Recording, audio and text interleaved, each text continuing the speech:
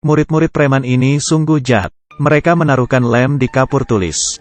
Dan melakukan sesuatu di keran. Airnya menyemburi badan gurunya sampai basah satu badan. Dengan susah payah nutupi kerannya. Mengambil handuk untuk lap wajah, wajahnya berubah menjadi begini. Gurunya marah sampai pergi meninggalkan mereka. Rupanya di gagang pintu ada segumpulan kotoran. Setelah sepaket trik dari mereka, gurunya marah sampai nangis. Ini sudah lumayan. Guru sebelumnya emosi sampai bunuh diri lompat dari gedung. Guru ingin ganti kelas. Tapi, demi pendapatan, kepala sekolah tidak mau memecat murid. Ngomong ke guru itu kalau tidak mau mengajar lagi boleh pergi. Untung, satu pria bernama David menolongnya. Dia juga seorang guru. Tapi dia sangat spesial. Setelah pulang kerja ke klub minum arak. Pas ngajar tidak membawa bahan mengajar. Di tas isinya arak semua. Ada murid yang sengaja menutup pintunya. Langsung ditendang sekali pintunya. Kalau dibilang murid-murid itu preman, maka dia itu adalah kriminal. Sebenarnya dia memang seorang kriminal. Pernah dipenjara dengan waktu yang lama. Baru saja dibebaskan. Tapi temannya yang bodoh malah menguburi uangnya di sekolah. Demi menggali uang itu, David memutuskan untuk nyamar jadi guru di sekolah itu. Tahu namanya Vicky. David mencari alasan untuk ke rumah Vicky. Membuatnya pingsan dengan diam-diam menaruhkan obat. Tujuannya adalah mencuri sertifikat guru. Tapi printernya malah rusak. David hanya bisa mengkopinya ke flash disk. Ternyata di hari kedua, Vicky dengan bodohnya mengira mereka berdua mabuk kemarin. Dan terjadi hal-hal yang tidak bisa dikatakan. Sibuk meminta maaf dengannya.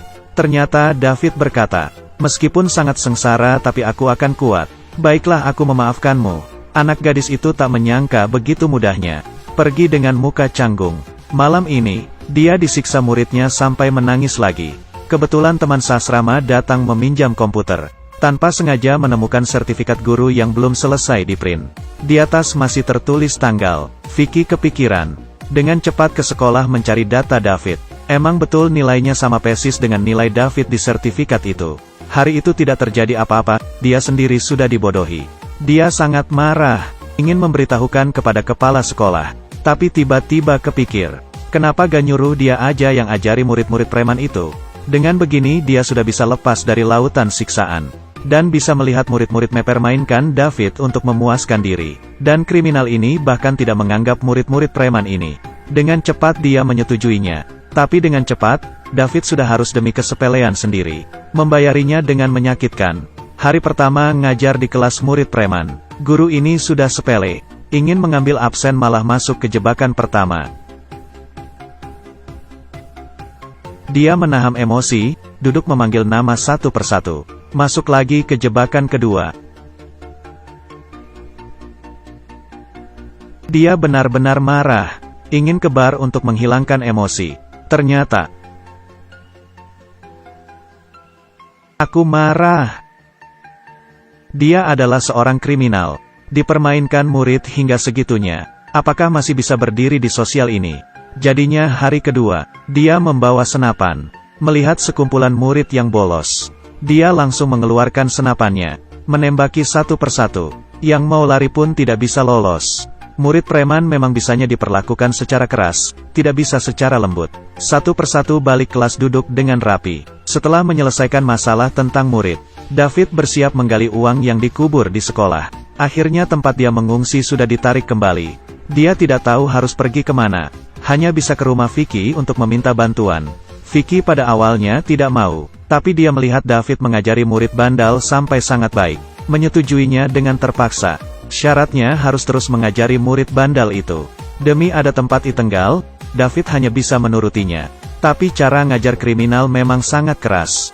Misalnya ada les berenang, ada murid yang tidak mau berenang. Dia langsung mengendonginya lalu lemparkannya ke kolam.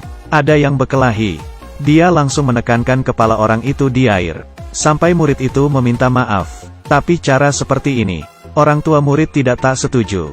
Karena mereka jarang melihat anaknya mengikuti peraturan. Yang tidak menyetujuinya hanyalah guru Vicky. Dia merasa tidak perlu menakuti murid dengan kekerasan. Tapi maunya mereka mengikuti dengan tulus dari dalam hati. Jika begitu ketika sudah besar akan sama saja menjadi manusia yang hancur.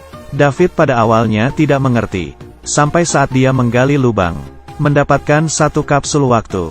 Dibuka. Ternyata punya Vicky. Ternyata dia dari dulu udah bercita-cita jadi guru dan sudah terkabul. David membacanya, teringat dengan dirinya. Dia dulu pernah berhayal nanti dewasa mau jadi ilmuwan, pemadam kebakaran. Tapi karena dia anak yatim piatu, gurunya melihat rendah dirinya, sering berkata dirinya tidak berharga, menyebabkan dia putus sekolah, bergelandangan di jalanan, sampai akhirnya menjadi seorang kriminal. Memikirkannya, dia meminum araknya, dan mabuk hingga tertidur di kelas. Dan ini juga membuat dia memutuskan untuk tidak boleh membiarkan muridnya mengulangi jejak kakinya. Jadi memohon sama kepala sekolah untuk study tour, membawa mereka ke satu gedung. Yang tinggal di sana adalah orang-orang yang kecanduan narkoba. Masuk ke dalam langsung mencium aroma yang sungguh bau kecoa di mana-mana. Rupa pecandu narkoba itu sudah macam tidak sadar akan semuanya. Murid-murid dulu masih beranggap bandar narkoba adalah hal yang keren. Sekarang sudah sangat terkejut. Selanjutnya David mencari satu siswi. Dia adalah kepala geng di geng siswi. Dia berkata ke siswi itu, "Kali ini nilai ujianmu paling tinggi." Anak gadis itu tidak percaya. Katanya nilai matematikanya sangat hancur. Tapi David berkata, "Karena otakmu terlalu pintar jadi tidak merasa tertantang." Orang pintar memang seperti itu. Dia mengira dirinya hanya bisa melakukan hal yang rendahan. Mendengar IQ sendiri sangat tinggi. Senang hingga tidak bisa berkata. Mulai mencari murid-murid prestasi untuk belajar bersama. Tidak hanya begitu, David juga menemukan ada murid yang berbakat di drama. Jadi mengenalinya ke ekstrakurikuler drama. Berhasil menjadi pemeran utama. Murid-murid bandel sedikit demi sedikit berubah. Dan David di penilaian guru yang diadakan setahun sekali. Menjadi guru yang paling populer. David berperilaku sangat tenang. Tapi Vicky malah sakit hati lalu pergi. Guru ini mengajar dengan teliti. Tapi malah tidak dapat penghargaan. Yang lebih parahnya lagi, kepala sekolah menyuruhnya mengajari kelas murid bandel satu les pelajaran umum. Menjadi evaluasi kerja. Dia sangat sibuk. Tidak mendapatkan penghargaan satupun. Sama sekali tidak percaya diri. Sudah membalikkan kepercayaan diri Vicky. David mengajaknya menggambar di kereta api. Awalnya Vicky kira ini study tour. Coretannya sangat cantik. Pada akhirnya polisi datang. Dia baru sadar dia sedang membuat hal jahat. Tapi setelah melewati hal ini, murid bandel juga merasa guru ini juga keren ya. Jadinya menerimanya. Pelajaran umum juga sangat bekerja sama dengannya. Hubungan David dengan Vicky juga menjadi lebih baik. Dia juga berpura-pura jadi pacar Vicky. Akting di depan ibu Vicky. Biar terlihat lebih nyata, David menciumi Vicky. Kali ini Vicky menganggapnya serius. Dia menyatakan cinta pada David. Tapi David tidak berani menerima cintanya. Menolaknya. Diam-diam waktu yang dijanjikan sudah tiba. Malam itu, David menggali tas yang berisikan uang. Tujuannya sudah tercapai. Dia tertawa terbahak-bahak. Tapi diiringi tawa, dia malah menangis. David tidak ingin pergi. Kepala sekolah juga tidak ingin dia pergi. Ingin mempertahankannya, tapi biaya sekolah terbatas. Kepala sekolah bermaksud untuk memecat Vicky. Tidak bisa begitu. Guru adalah cita-cita Vicky. David pada akhirnya memilih untuk pergi. Sebelum pergi dia mau menutup kembali lubang yang digali. Tapi tidak tahu ada lubang. Di saat pelajaran olahraga, satu gadis gemuk melompat, langsung menghancuri lantainya. Vicky menemukan lubang itu. Dia merangkak masuk mengikuti ke lubang. Malah kebetulan kelihatan David yang sedang menelpon. Tahu David hanya mau karena uang. Baru datang ke sekolah ini. Dia merasa dirinya dimanfaatkan. Jadi kamu berpura-pura suka sama aku. Vicky pergi.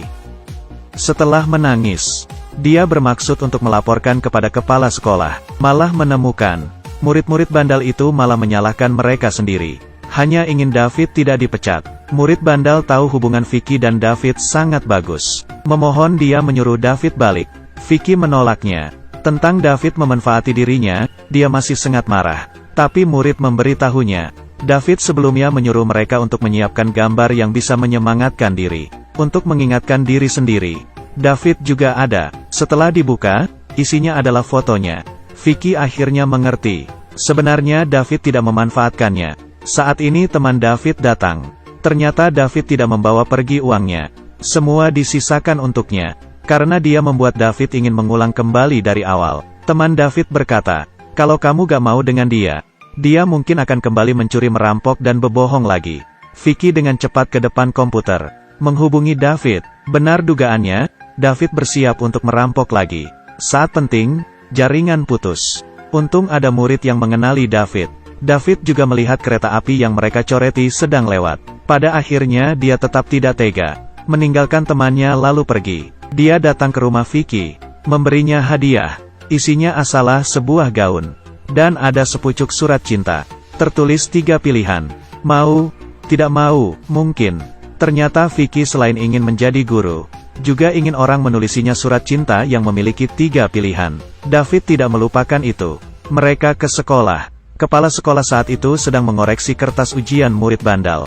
Perubahan murid bandal membuatnya sangat terkejut. Dia memutuskan, bagaimanapun harus mempertahankan David. David akhirnya menjadi seorang guru. Dia bukan hanya mengajari murid, tetapi juga mengajari dirinya sendiri. Orang yang bandal, jahat, tidak memiliki pekerjaan yang bagus setelah kembali ke jalan yang benar. Kepada siapapun tidak ada kata telat.